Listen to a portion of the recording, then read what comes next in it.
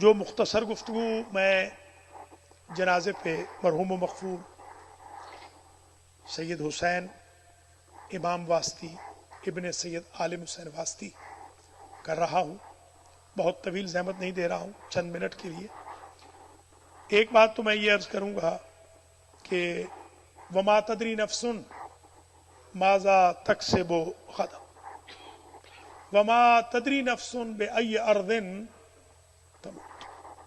اس انسان بیچارے کو تو یہ علم نہیں کہ اس کا کل کیا ہوگا، ساما 100 برس کا پل کی خبر نہیں۔ کل من علیہا فان کل نفس ذائقۃ الموت اینما تکونوا یدرککم الموت ولو کنتم فی بروج مشیدہ۔ ہم سب نے اس پروسیس کا حصہ بننا ہے۔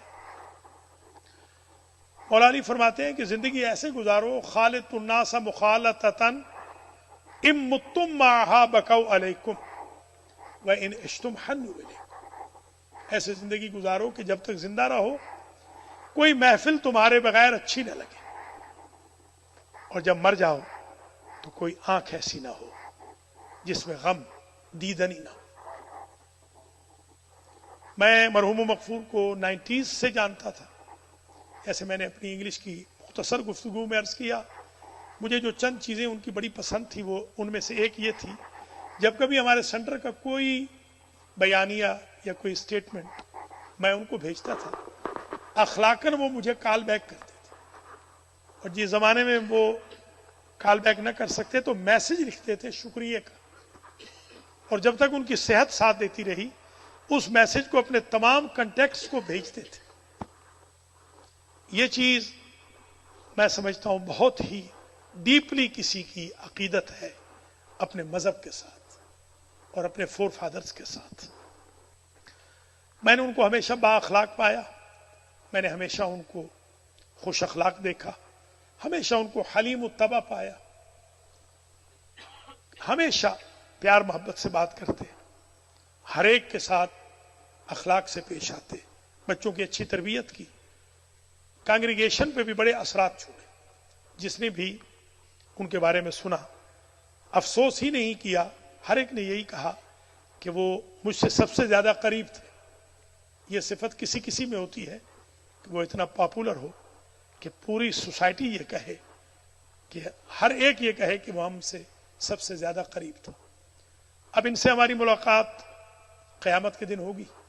ہم جب آج غسل دے رہے تھے رفقائے کار کے ساتھ تو اس وقت ہمیں وہ وقت یاد آ رہا تھا جب یہ اسمائلنگ فیس یہاں موجود ہوتا، مسکراتے ہوئے آتے تھے۔ ہم اب ان کے لیے کیا کر سکتے ہیں؟ اذکروا موتاکم بالخیر، فاتحہ میں، درود میں، قرآن سے، مرحوم کی نمازیں ادا کر کے، رد مظالم کر کے ہم ان کو یاد کر سکتے ہیں۔ فیملی کو ہم تعزیت پیش کرتے ہیں۔ اتفاق عجیب ہے کہ مرحوم کی ڈیتھ ان دنوں میں ہوئی کہ ان کے سگے بھائی یہاں موجود ہی نہیں۔ یہ بھی ایک بہت بڑا قلق رہ جائے گا ان کو کہ وہ شریک نہ ہو سکے۔ پھر بھی میں کہوں گا بھائی سید حسین امام واسطی، آپ خوش قسمت ہیں کہ آپ کے بھائی نہیں ہیں مگر یہ سارے آپ کے بھائی بچے دوست احباب آئے ہیں۔ بڑی اہتمام سے آپ کا جنازہ تیار ہوا ہے۔ کفن کربلا کا بھی ان کی بھاوج لے کر آئی تھی، کفن بھی پہنا دیا، کثیر تعداد میں لوگ بھی آ گئے، مگر کربلا میں کوئی نہ تھا جو عابد بیمار سے کہتا کہ 2.5 گز کا کفن لے لو۔ آج جب ہم غسل دے رہے تھے تو وہاں ایک میں نے جملہ کہا، بے سخت میرے آنسو نکل آئے۔ ایک مرتبہ امام سجاد کو کسی نے کہا کہ آپ ہمارے کسی مرحوم کے سر پہ دستار رکھیں، جو ہمارے ہاں ہمارے مذہب میں ہے، امامہ رکھتے ہیں۔ امام پاک نے امامہ تو رکھا مگر گر گئے زمین پہ۔ مرحوم کے ورثاء نے پوچھا فرزند رسول آپ گر کیوں گئے؟ کہا مجھے ایک وقت یاد آ گیا، مجھ غریب کو تو اتنی بھی مہلت نہ تھی کہ میں اپنے بابا کے سر پہ امامہ رکھتا۔ تو جب بھی ہم کسی جنازے پہ آتے ہیں ہم اس غریب کو یاد کرتے ہیں جو قتیل العبرت ہے، جس کی بہن 70 قدم پہ دیکھتی رہی اور شمر اسے ذبح کرتا رہا۔ اس خاندان میں جیسے ہی خبر پہنچی، بلکہ غیر خاندان میں بھی لوگوں نے بہت زیادہ اظہار افسوس کیا۔ مجھے ایک ہی بات کر کے اجازت لینی ہے، بیٹا ان کا مرحوم کا ہمارے ساتھ غسل میں شریک تھا۔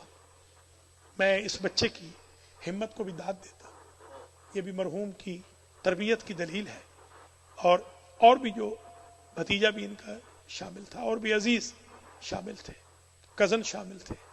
میں اتنی بات عرض کروں گا کہ رشتہ دار تو حسین کے کچھ تو بچ گئے تھے کربلا میں، مگر افسوس کہ ان کو کسی نے اجازت نہ دی۔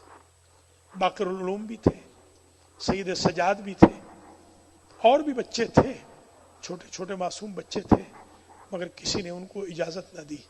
آپ کے ہم شکر گزار ہیں کہ آپ تعزیت کے لیے آئے ہیں، جنازے کے لیے آئے ہیں، مگر جس غریب کا جنازہ بغیر کفن کے دفن ہوا اسے حسین کہتے ہیں۔ مگر ایک بات یاد رکھیں، جب بہن گزری تھی نا، یہ کہہ کے گزری تھی، بھیا اگر وطن ہوتا تو میں کفن پہناتی، بہن مجبور ہے بھیا، معاف کر دینا، بے گور و کفن چھوڑ کے جا رہی ہوں، مگر ایک وعدہ کرتی ہوں، گھر گھر میں تیری خاک کا کفن نہ پہنچا دوں تو مجھے بھی وفادار بہن نہ کہنا۔ آج کفن ہر ایک منگواتا ہے تو اسی کربلا سے منگواتا ہے جو خود بغیر کفن کے سو رہا ہے۔ ربنا تقبل منا انک انت السمیع العلیم۔